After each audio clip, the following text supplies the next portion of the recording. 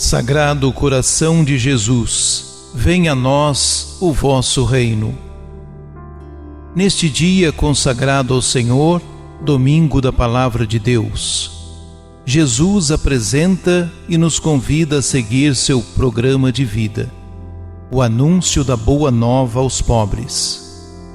Façamos memória da prática libertadora daqueles que é o ungido do Pai. Livro de Neemias. Naqueles dias, o sacerdote Esdras apresentou a lei diante da assembleia de homens, de mulheres e de todos os que eram capazes de compreender. Era o primeiro dia do 7º mês. Assim, na praça que fica defronte da Porta das Águas, Esdras fez a leitura do livro, desde o amanhecer até ao meio-dia, na presença dos homens, das mulheres e de todos os que eram capazes de compreender. E todo o povo escutava com atenção a leitura do livro da lei. Esdras, o escriba, estava de pé sobre um estrado de madeira, erguido para esse fim. Estando num lugar mais alto, ele abriu o livro à vista de todo o povo.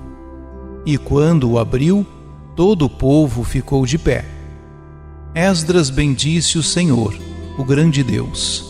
E todo o povo respondeu, levantando as mãos: Amém, Amém. Depois inclinaram-se e prostraram-se diante do Senhor com o rosto em terra. E leram clara e distintamente o livro da lei de Deus e explicaram seu sentido, de maneira que se pudesse compreender a Escritura.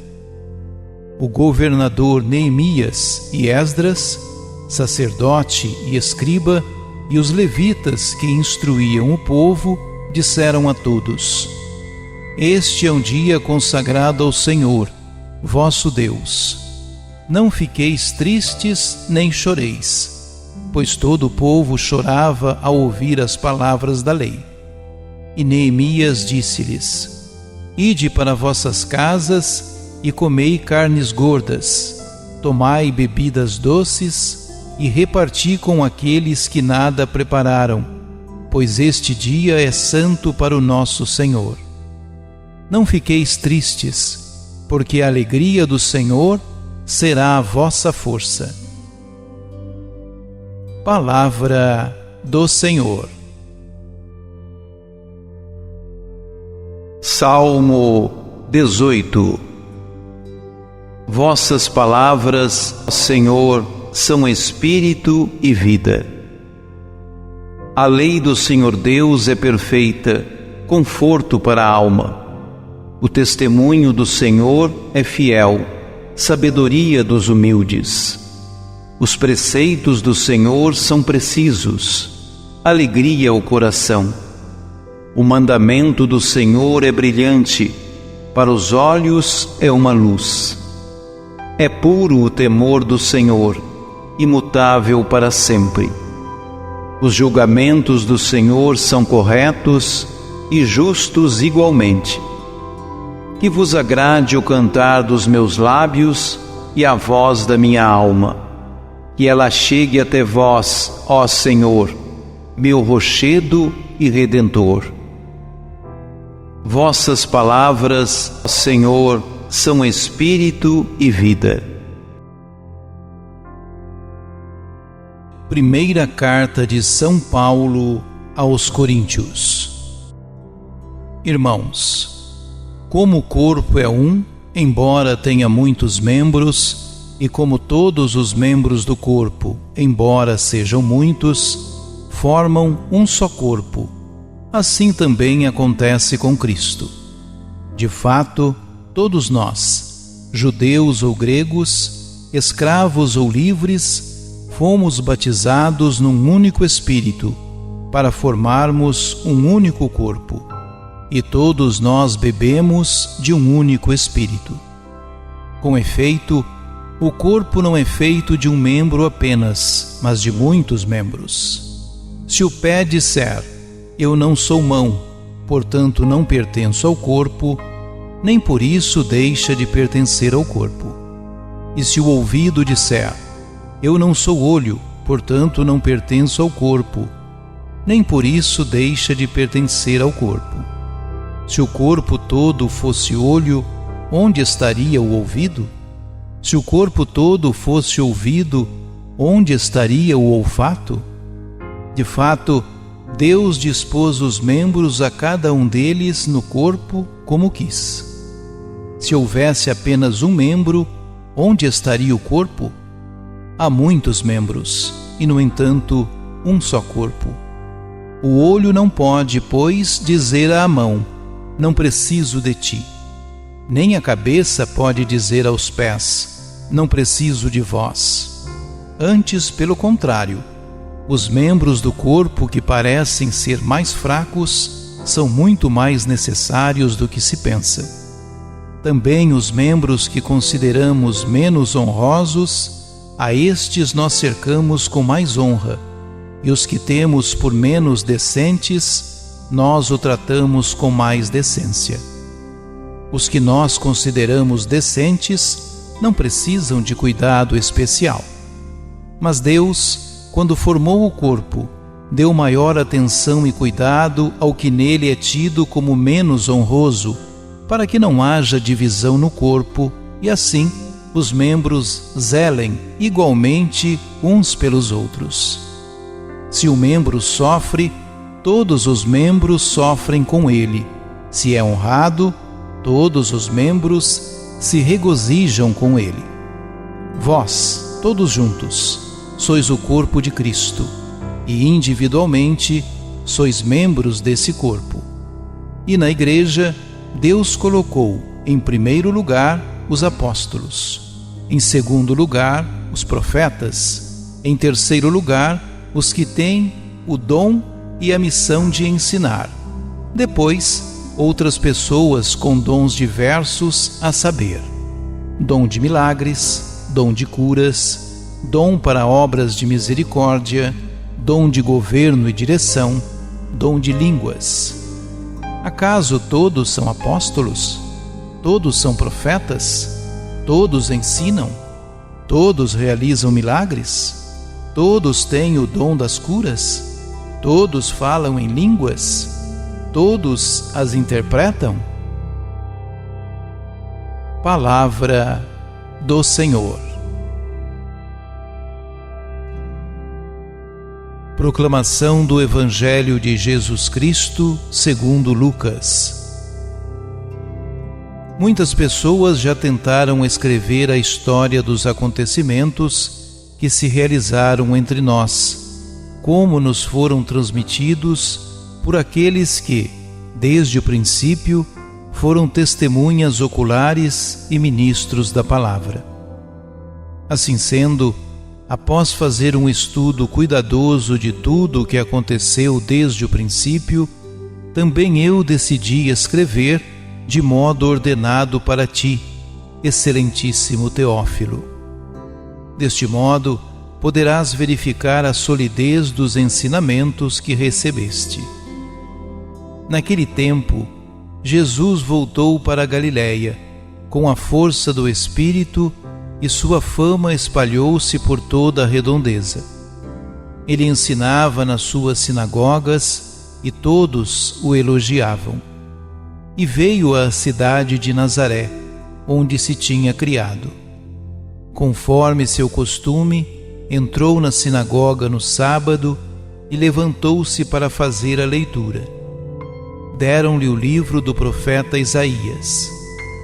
Abrindo o livro, Jesus achou a passagem em que está escrito: O Espírito do Senhor está sobre mim, porque Ele me consagrou com a unção para anunciar a boa nova aos pobres. Enviou-me para proclamar a libertação aos cativos e aos cegos a recuperação da vista, para libertar os oprimidos e para proclamar um ano da graça do Senhor. Depois fechou o livro, entregou-o ao ajudante e sentou-se. Todos os que estavam na sinagoga tinham os olhos fixos nele. Então começou a dizer-lhes: Hoje se cumpriu esta passagem da Escritura que acabastes de ouvir. Palavra da salvação. Os dois trechos do Evangelho deste domingo pertencem à primeira sessão do relato de Lucas sobre a vida e a obra de Jesus. Nos primeiros 4 versículos, o evangelista esclarece que o objetivo de sua narrativa, endereçada a certo Teófilo, que pode ser qualquer leitor de qualquer tempo, é apresentar a vida e a obra de Jesus Cristo. A segunda parte da leitura descreve a atuação de Jesus na sinagoga de Nazaré, no início de sua vida pública, logo depois de vencer as tentações do deserto. Jesus toma o rolo do livro do profeta Isaías, que lhe foi entregue, e proclama exatamente o texto que define sua missão. Ele evidencia que sua obra está em continuidade com esse anúncio profético, portanto, com o que já havia sido anunciado nas Escrituras. Por meio de uma citação do profeta Isaías, Jesus anuncia que seu ministério inclui a boa notícia da salvação para os pobres, a redenção dos cativos, a recuperação da vista aos cegos, a liberdade aos oprimidos e a proclamação do ano da graça, com o perdão de todas as formas de dívidas. Como todos os judeus piedosos de seu tempo, Jesus frequentava a sinagoga, a casa da palavra para a comunidade dos fiéis. E nesse ritual comum da leitura da lei e dos profetas, seguida da explicação dos mestres, Jesus segue a tradição das sinagogas, instruindo seus ouvintes acerca de sua missão, que era cumprir as Escrituras. Ao apresentar o programa de Jesus, Lucas descreve o início da sua missão, nas periferias da Galiléia, e depois a conclusão dela em Jerusalém. O projeto libertador de Jesus está em conformidade com as promessas divinas, anunciadas pelos profetas nos tempos antigos. Jesus leva a pleno cumprimento todas as profecias acerca do Messias enviado. Ele tem plena consciência de que é ungido e conduzido pelo Espírito Santo. Dessa forma, Lucas recordará tudo o que se sucede a esse anúncio profético. O que Jesus proclama na sinagoga de Nazaré se tornará realidade. Ele cura os doentes, acolhe e perdoa os pecadores, liberta toda sorte de marginalizados, como as mulheres, os considerados impuros e os estrangeiros. Oremos. Cristo Jesus, nosso Mestre e nosso irmão, bendito sejas tu, porque realizaste as palavras dos profetas. Reconhecemos em ti a presença do Espírito em toda a sua plenitude. Tu és para nós o libertador, a luz e o benfeitor soberano. Nós te pedimos pela tua Igreja, que ela traga a boa nova, que ela anuncie a libertação do mal e revele a luz do mundo. Sagrado coração de Jesus, venha a nós o vosso reino.